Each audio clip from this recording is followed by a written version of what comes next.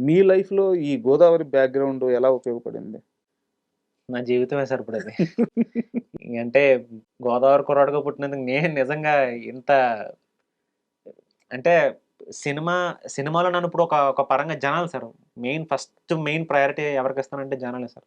జనాలు ఈరోజు నన్ను తీసుకెళ్ళి అక్కడ కూర్చోబెట్టారు సార్. తెలుగు ప్రజల్లో ఉన్న గొప్పతనం అది. వాళ్ళకేదైనా నచ్చిందంటే హ్మ్. ఒక ఆర్టిస్ట్‌గా నాకు యాక్టింగ్ ఆడికి టాలెంట్ ఉందంటే వాళ్ళు నిజంగా నమ్మితే అక్కడ తీసుకెళ్ళి కూర్చోబెడతారు సార్. వాడెవరు, ఏంటి, చిన్నోడా, పెద్దోడా, లేతే కొత్తోడా, పాతోడా ఏం ఆలోచించరు. నాకు ఆ గోదావరి స్లాంగ్, ఆ గోదావరి టైమింగ్ ఉపయోగపడిందేంటంటే, నేను ఆ గోదావరి నీళ్ళకి నిజంగా దండం పెట్టుకుంటాను సార్. ఈ జీవితంలో అసలది రుణం తీర్చుకోలేను సార్ అది. ఇంక మేబీ ఇంకో జన్మ ఎత్తాలేమో రుణం తీర్చుకోవడానికి. అంత అంత హెల్ప్ చేసింది సార్ నాకు ఆ గోదావరి స్లాంగ్. అంటే అంటే చాలా మందిని గమనించా ఇండస్ట్రీలో. సార్. ఆ బ్యాక్‌గ్రౌండ్ నుంచి వచ్చిన వాళ్ళ మాటల్లో ఆ సార్. కమ్మదనం ఉంటది. అవును సార్. ఆ చిన్న సెటైరికల్ అవును సార్. అవును. ఎలిమెంట్స్ ఉంటాయి. అవును సార్. మనుషులు అద్భుతమైన మనుషులు. ఒకసారి కలిస్తే ఇంక జీవితాంతం వదలరు. సార్. సో, ఆ నేలలోనో, ఆ నీటిలోనో, ఆ ఆహారంలోనో ఏదో మ్యాజిక్ ఉన్నట్టు అవును అనిపిస్తుంటది. సార్. అవును సార్. యాక్చువల్‌గా 2012 అంటే ఆ ఇయర్ నాకెందుకు బాగా గుర్తంటే, నేను గూడా అప్పుడే హైదరాబాద్‌కొచ్చింది ఎండ్‌లో. ఓకే. నేను ఆ రోజు నుంచి గూడా మీ జర్నీ చూస్తున్నాను. సార్. చాలా చిన్న చిన్న షార్ట్ ఫిల్మ్స్. అవును. అవును. 3 నిమిషాలు, 5 నిమిషాలు నిడిగున్న షార్ట్ ఫిల్మ్స్ కూడా చేస్తున్నారు. అవును సార్. అవును. అక్కడి నుంచి మీ ప్రయాణం మొత్తం మొదలైంది. అవును సార్. ఈరోజు చూసుకుంటే నాకు తెలిసి చాలా పెద్ద హీరోలతో ఇప్పుడు సినిమాలు చేస్తున్నారు. ఈవెన్ 'నిఖిల్' గారి సినిమాలో గూడా చేస్తాను సార్. మీరు సినిమాలు చేస్తున్నారు. అవును సార్. అవును. నిజంగా చాలా inspirational journey. Sir. Thank you sir. ముందుగా దానికి కంగ్రాట్స్ మీకు. Thank you sir. Thank you. And 'Ravi Shiva Teja' చాలా పెద్ద పేరు. హ్మ్. ఈ 3 పేర్లో ఏదో ఒక పేరు పిలుచుకోవచ్చు. సార్. ఇన్ని పేర్లు పెట్టుకొని మళ్ళీ ఇంట్లో కొత్తగా 'చింటూ' అని పిలుస్తారంటే ఎందుకు? అది ముద్దు పేరు సార్ అది. ఆ! అమ్మకిష్టం సార్ అట్లా పిలవడం నన్ను చింటూ అని. హ్మ్. అవును సార్. బట్ అదే ఇండస్ట్రీలోకి రావాలంటే చిన్నప్పటి నుంచి సినిమాలు ఇష్టమో, హ్మ్. లేకుంటే ఒక హీరో ఇష్టమో, హ్మ్. ఏదో ఒక మోటివేషన్ ఉంటది. బట్ మీరు అలా వచ్చిన వ్యక్తి కాదు. కాదు. ఆల్ ఆఫ్ సడెన్‌గా వచ్చి ఇక్కడ పడిపోయారు. అవును సార్. బట్ సడెన్‌గా వచ్చిన ఈ ఇండస్ట్రీని ప్రేమించాలంటే ఒక మ్యాజిక్ మూమెంట్ కావాలి. కావాలి సార్. అవును సార్. మీ లైఫ్‌లో ఆ మ్యాజిక్ మూమెంట్ ఏంటి? ఏ షార్ట్ ఫిల్మ్ తీసేటప్పుడు, సార్. ఏ వెబ్ సీరీస్ చేసేటప్పుడు, ఏ డే ఇదేరా నా లైఫు ఇక్కడే ఇంక నేను బతకబోయేదని మీకు తెలిసిన క్షణం? 2014లో 'రంబతో రాముడు' అని ఒక షార్ట్ ఫిల్మ్ మేము ప్రసాద్ ల్యాబ్స్‌లో ప్రీమియర్ ఏసాను సార్. ఓకే. అది నా థర్డ్ షార్ట్ ఫిల్మ్ అది. నేను లీడ్‌గా చేశాను. హ్మ్. గెస్ట్‌లందరిని పిలుచుకున్నాం. ప్రొడ్యూసర్‌లని, యాక్టర్‌లందరిని పిలిచాను సార్. పిలిస్తే షార్ట్ ఫిల్మ్ ఏసాం. ప్రీమియర్ అయిపోయింది. జనాలందరూ మంచి స్టాండింగ్ ఓవేషన్ ఇచ్చారు. చప్పట్లు కొడుతున్నారు అందరూ. హ్మ్. స్టేజ్ మీద నుంచోబెట్టారు అందరిని ఆర్టిస్టులందరిని. సెలబ్రిటీలొచ్చి మాట్లాడుతున్నారు. ఆడియన్స్ మాట్లాడుతున్నారు. అందరూ ఒకటే మాట చెప్పారు. "ఈ అబ్బాయిలో మంచి టైమింగ్ ఉంది. యాక్ట్ చేసాడు. మంచి కమెడియన్ అవుతావు" అని చెప్పి కొంతమంది అందరూ చెప్పడం జరిగింది సార్. హ్మ్. నేను ఆ రోజు డిసైడ్ అయ్యాను సార్. అంటే చావైనా బ్రతికైనా ఇంక సినిమాయే.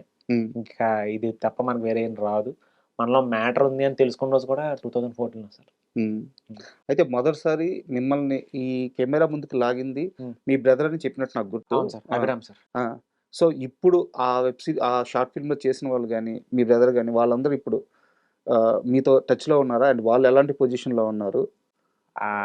అసలు గమ్మత్తైన విషయం ఏంటంటే, నాకు చెయ్యిచ్చి నన్ను పైకి తీసుకొచ్చింది అభిరామే. హ్మ్. ఎందుకంటే, నా లైఫ్‌లో జీరోలో ఉన్న సిట్యుయేషన్ ఆ టైము. హ్మ్. 2014లో ఇంకేమీ లేదు. అన్నీ పోయినియి నాకు. హ్మ్. పోయిన టైంలో ఇట్లా షార్ట్ ఫిల్మ్‌లో అవకాశం ఉంది పిలిచిన వ్యక్తి అభిరాము. ఆ అభిరామ్ అనే వ్యక్తితోనే మొన్న ప్యారిస్‌లో అబ్రాడ్‌లో ఒక 20 డేస్ షూటింగ్ చేసాం. ఫుల్ సినిమా అంతా అయిపోయింది. హైదరాబాద్‌లో ఇంకో 3 డేస్ షెడ్యూల్ ఉంది. హ్మ్. ఆ సినిమా పేరు 'హ్యాపీ జర్నీ.' హ్మ్. సూపర్ అంటే సూపర్ వచ్చింది సార్ అవుట్‌పుట్ అది. ఒక ఏడుగురు ఆడోళ్ళని తీసుకొని ఇద్దరు ట్రావెల్ ఏజెంట్లు ప్యారిస్ ఎళ్తారు ఫ్రీ ట్రిప్ అని చెప్పి. ఓకే. ఇదంతా వాళ్ళకి తెలియకుండా జరుగుతది. అదే స్టోరీ మెయిన్ స్టోరీ. హ్మ్.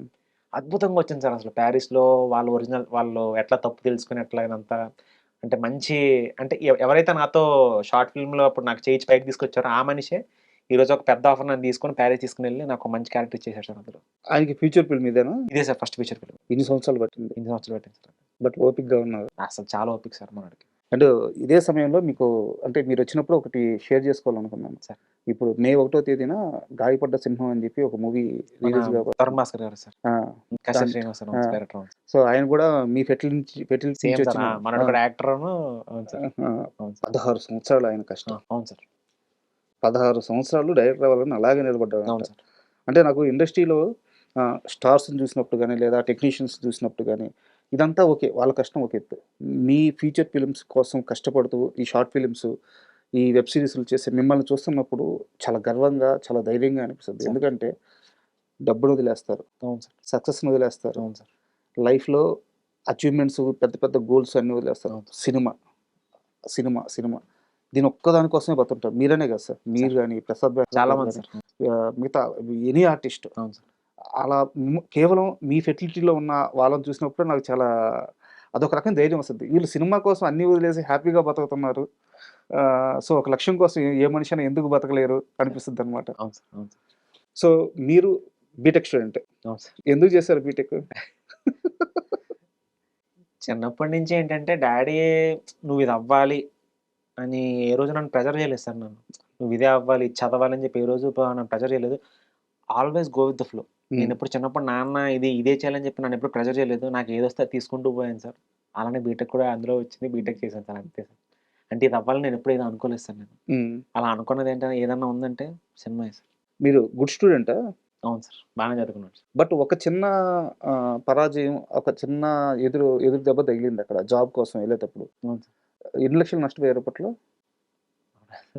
3,00,000 సార్. ఆ రోజుల్లో 3,00,000 ఆ రోజుల్లో చాలా ఎక్కువ సార్. అంటే 2012 12 సార్. 12 12 జాబ్ కోసం. జాబ్ కోసం సార్. అంతా మోసం సార్ అంతా.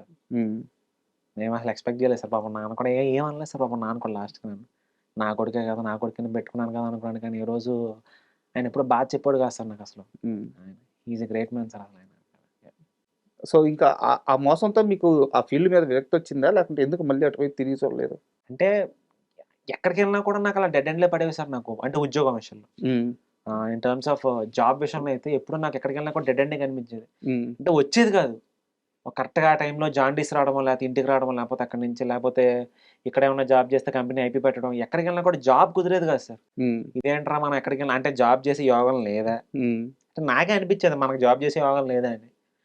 నా నా ఇంటెన్షన్ ఎక్కువ అనిపిచ్చింది ఏంటంటే అంటే ఎక్కువ నేనెక్కువ సక్సెస్ అవుతాను అనిపించిన ఫీల్డ్ అయితే సినిమాయే సార్. హ్మ్. నేనెక్కువ నమ్మింది. ఓహ్! మనకు టాలెంట్ ఉంది. నేను సక్సెస్ అవుతానని నమ్మిన ఫీల్డ్ అయితే సినిమాయే సార్. నేను నిజంగా అయ్యాను సార్. అండ్ నాకొక ఇంట్రెస్టింగ్ న్యూస్ తెలిసింది. సార్. అంటే ఇప్పుడు పెళ్ళైన తర్వాత ఉందో లేదో నాకు తెలీదు గానీ, సార్. పెళ్ళికి ముందు నేను చెప్పేది.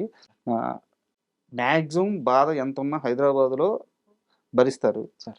ఇంక మీ చేతుల్లోంచి దాటిపోతుంది. ఈ బాధ నేను భరించలేదన్నప్పుడు వెంటనే టక్కన ఎవరికీ చెప్పకుండా బస్ ఎక్కి ఊరెళ్ళిపోతారంటే ఏంది? ఊరెళ్తాను. అవును సార్. ఆ? అవును సార్. అంటే అమ్మా, నాన్న దగ్గరికెళ్తే ఆ ప్రెషర్ పోద్దనా? లేకపోతే ఆ ప్రెషర్ అని ధైర్యం కాదు సార్. అంటే నాకున్న బాధకి ఆన్సర్ దొరుకుద్దని ఒక చిన్న నమ్మకం సార్. నమ్మకం కాదు నిజం సార్ అది. హ్మ్. వాళ్ళని చూడగానే లేకపోతే వాళ్ళతో మాట్లాడితేనో ఆ ప్రాబ్లమ్‌కో లేకపోతే ఆ ప్రెషర్‌కో ఒక ఆన్సర్ దొరుకుద్ది. మేబీ డైరెక్ట్‌గా వాళ్ళకి చెప్పలేకపోవచ్చు సార్ నాకు. బట్ నాకు ఏదో ఒక సొల్యూషన్ దొరుకుతుంది సార్. వాళ్ళని చూడగానే లేకపోతే వాళ్ళతో మాట్లాడగానే నాకొక ధైర్యం గాని, ఆ ఆన్సర్ గాని దొరుకుద్ది సార్. సో, అందుకే ఏంటంటే ఇంకేం చెప్పకుండా వాళ్ళ దగ్గరికెళ్ళిపోతాను సార్ నేను. అంతా. హ్మ్. అదే నాకు అంటే చాలా క్లోజ్ పీపుల్ నుంచే తెలుసుకున్నాను. సార్ అవును. మనోడు కనిపియలేదు అంటే చెప్పా పెట్టకుండా కనిపియలేదంటే ఖచ్చితంగా ఊరెళ్ళిపోయాడని అర్థం. అంతే సార్.